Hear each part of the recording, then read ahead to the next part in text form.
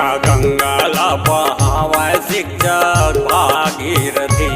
शिक्षा गंगाला बहावै शिक्षक भागीरथी। 5 सितंबर शिक्षक दिवस, 5 सितंबर शिक्षक दिवस सुंदर तिथि। शिक्षा गंगाला बहावै शिक्षक भागीरथी। शिक्षा गंगाला बहावै शिक्षक भागीरथी।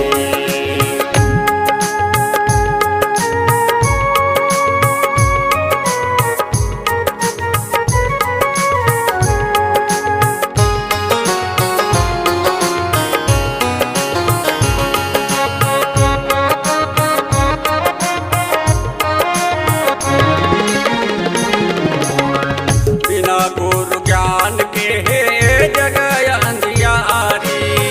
पढ़ो लिखो आगे बढ़ो करो जी तैयारी।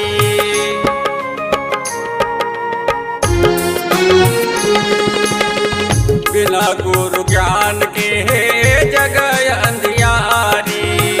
पढ़ो लिखो आगे बढ़ो करो जी तैयारी। राधा कृष्ण शिक्षक होगी, राधा कृष्ण शिक्षक होगी राष्ट्रपति। शिक्षा गंगाला बहावै शिक्षक भागीरथी। शिक्षा गंगाला बहावै शिक्षक भागीरथी।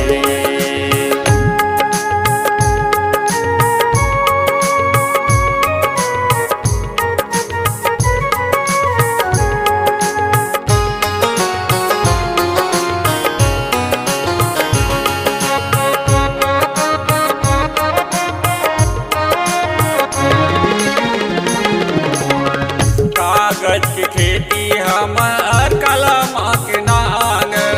एक खेत में उपजे ज्ञानी, ज्ञानी मातियागर।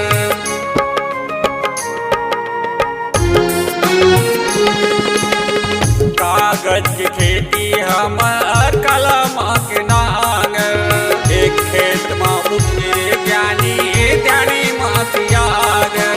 गुरु द्रोण कर चेला अर्जुन, गुरु द्रोण कर चेला अर्जुन महारथी।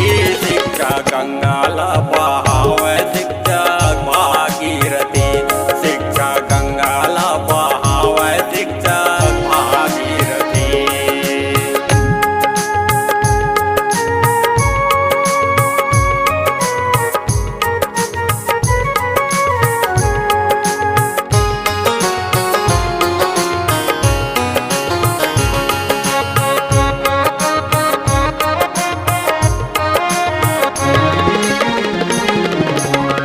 मास्टर शिक्षक गुरु बंधो बंधो शिक्षक कर्मी। सविता शिक्षक आगे आई पार लगा बैतरनी।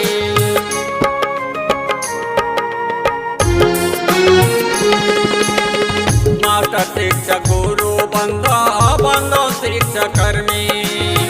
सविता शिक्षक आगे आई पार लगा बैतरनी।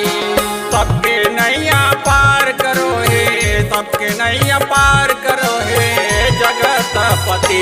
शिक्षा गंगाला बहावै शिक्षक भागीरथी। शिक्षा गंगाला बहावै शिक्षक भागीरथी।